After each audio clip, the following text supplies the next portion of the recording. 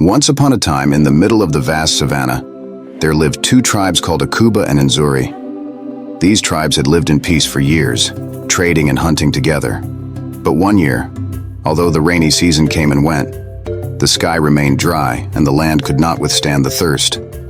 The food stocks of both tribes dwindled, and their water resources began to run out. In these desperate times, the chief of the Nzuri tribe made a big mistake and decided to attack the territory of the Akuba tribe. The Nzuri warriors quietly attacked the Akuba village in the middle of the night to seize Akuba's water sources. There was a bloody clash. Many people lost their lives. The war deeply affected both tribes. Many families were torn apart, children orphaned and women widowed. As the days and weeks passed, the wounds of war deepened rather than healed.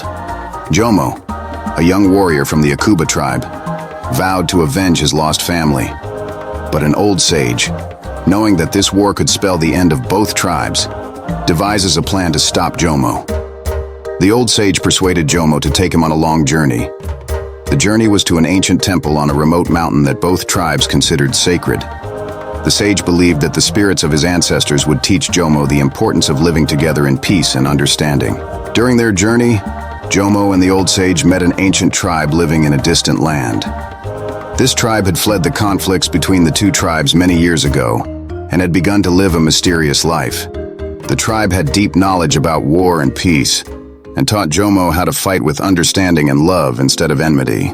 Meanwhile, Zalika began her own journey to convince her father of the consequences of the war. Although her father was the chief, he began to reassess the consequences of the war in the face of his daughter's grief and insistence. Zalika explained to her father the devastation the war had brought to both tribes and the benefits that long-term peace could bring.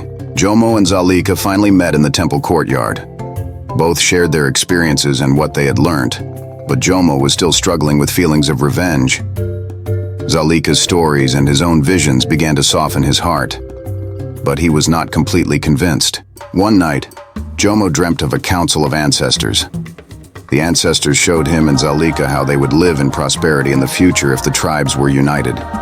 This dream calmed the anger in Jomo's heart and strengthened his faith in peace. The next day, Jomo and Zalika returned to their tribes.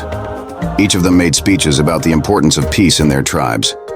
Zalika's father, impressed by his daughter's courage, offered a peace treaty to end the war. Jomo, in turn, pressurized his own tribal chief to accept this treaty. After difficult negotiations and discussions, both tribes agreed to sign a permanent peace treaty. The treaty was based on mutual respect and fair sharing of resources. After the peace treaty was signed, a big celebration was organized between the tribes. Former enemies, now friends, came together and began to learn about each other's cultures. From this union, a new village was established with the joint efforts of the two tribes. The village became a model of peace and cooperation for other tribes in the region. Jomo and Zalika assumed leadership roles in this new village and continued to promote intertribal dialogue and cooperation.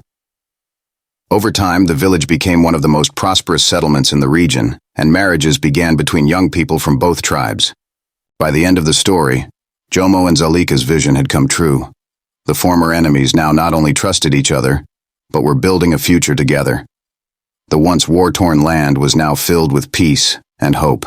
Thus, thanks to the courage and vision of Jomo and Zalika, the two tribes changed forever, and new generations learned to live in peace, not the wars of their ancestors.